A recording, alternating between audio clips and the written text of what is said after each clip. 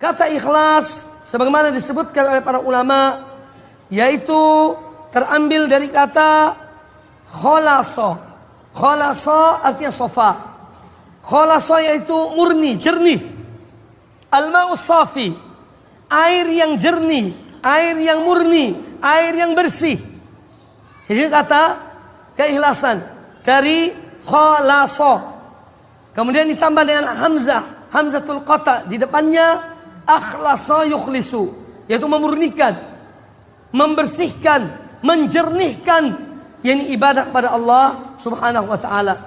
Maka dari itu para ulama sebagaimana dikatakan oleh Imam Ibnu Qayyim rahimahullah taala dalam membawakan tentang definisi al-ikhlas, beliau menyebut bahwa tanawwa'at ibaratul ulama, bahwa ibarat atau ungkapan-ungkapan para ulama tentang definisi dari al-ikhlas, fil ikhlasi was sidqi wal qasdu wahid.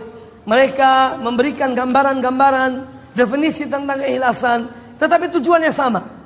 Ada perbedaan-perbedaan, tetapi tujuannya, maknanya, maksudnya adalah satu. Lalu beliau membawakan di antara definisi yang dibawakan oleh para ulama atau yang disebutkan oleh para ulama tentang apakah keikhlasan itu, di antaranya adalah ifradul haqqi subhanahu bil qasdi fit ta'ati.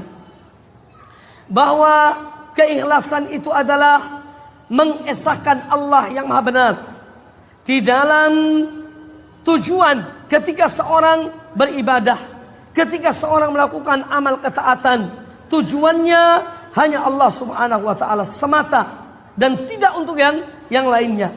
Jadi dia memurnikan, dia mentauhidkan, dia mengesahkan Allah Subhanahu wa taala dalam tujuannya, dalam niatnya ketika dia melaksanakan ketaatan kepada Allah Azza wa Jalla.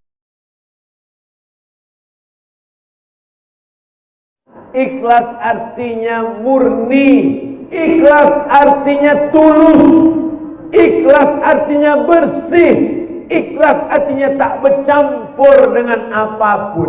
Seperti air susu kambing keluar dari perut kambing, padahal dia terletak baina farsin wa damin, antara kotoran dan antara darah.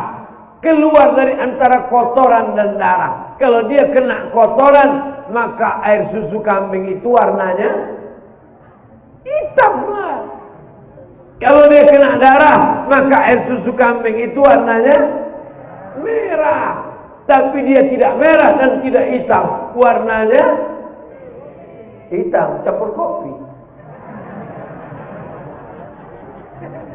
Maka tak bercampur dengan apapun, tidak terkontaminasi dengan apapun, yang tulus, murni, bersih, itu namanya ikhlas. Air kalau bercampur dengan kopi namanya air kopi. Kalau bercampur dengan teh namanya air teh. Kalau campur dengan soda namanya air soda. Tapi kalau tak bercampur dengan apapun namanya air ikhlas. Air mineral itu bahasa Arabnya al-ma'ul khalis, air ikhlas. Apa itu ikhlas? Ini dulu. Banyak sekarang orang mengatakan ikhlas, bahkan di lisannya berkata saya ikhlas Ustaz, padahal apa yang ia tunjukkan menunjukkan bahwa ia tidak ikhlas. Dan tidak sedikit orang mengatakan ikhlas tapi tidak paham apa yang disebut dengan ikhlas. Akar utama kata ikhlas itu dari kata khalas. Khalas itu adalah asalnya sesuatu yang bening, yang tidak bercampur dengan apapun. Ini ya. Maka berubah kalimatnya dari khalasa jadi akhlasa. Akhlasa itu usaha untuk menghilangkan semua campuran yang mengotori sesuatu yang bening sehingga tersisa yang bagusnya saja, yang beningnya saja.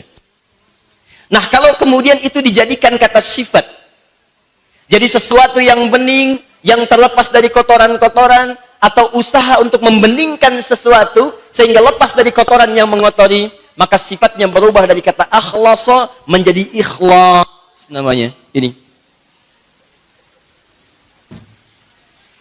Jadi ikhlas itu asalnya adalah upaya atau usaha untuk melepaskan atau menghilangkan segala campuran-campuran atau hal-hal kotor yang tidak terkait dengan esensi dan atau aktivitas yang tengah dijalani.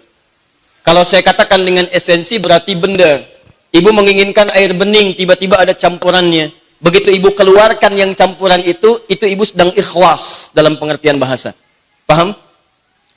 Aktivitas itu segala pekerjaan yang kita lakukan. Kalau kita sedang mengerjakan sesuatu, tiba-tiba ada gangguan, ibu ingin tepikan gangguan itu ikhlas namanya.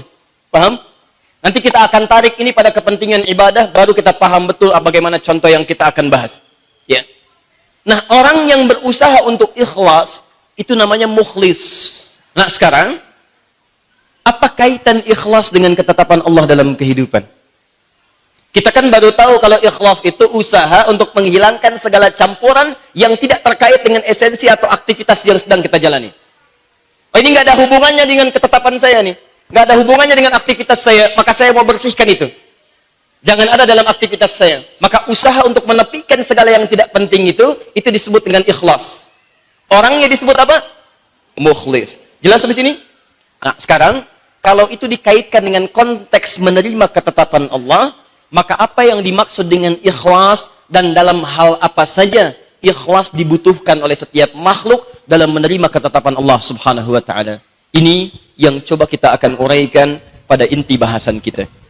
Kalau makna tadi ditarik pada hal yang terkait dengan syariat, konsep dalam agama dan keyakinan kita dalam Islam, maka ikhlas diartikan oleh para ulama dengan cepat puncak keimanan dan sifat tawakal dalam menerima dan menjalankan. Perhatikan definisinya, Bu, ya. Tidak cukup menerima saja, tapi ciri mengukur keikhlasan itu, kalau Anda ingin lihat orang ikhlas, jangan lihat hanya sekedar menerima, tapi bagaimana dia merespon penerimaan itu dan menjalankan semua ketentuan dan ketetapan Allah Subhanahu wa taala. Saya ikhlas Ustaz menerima musibah ini, tapi meratap terus. Artinya ada yang tidak ikhlas dalam dirinya. Saya ikhlas Ustaz tidak lulus anak saya diterima di sekolah itu, tapi posting aja terus di media sosial. Ya, itu berarti ada yang kurang ikhlas dalam dirinya. Bahkan dituliskan di media sosial, saya sih sebenarnya ikhlas aja. Nah, ada yang tidak tepat di situ.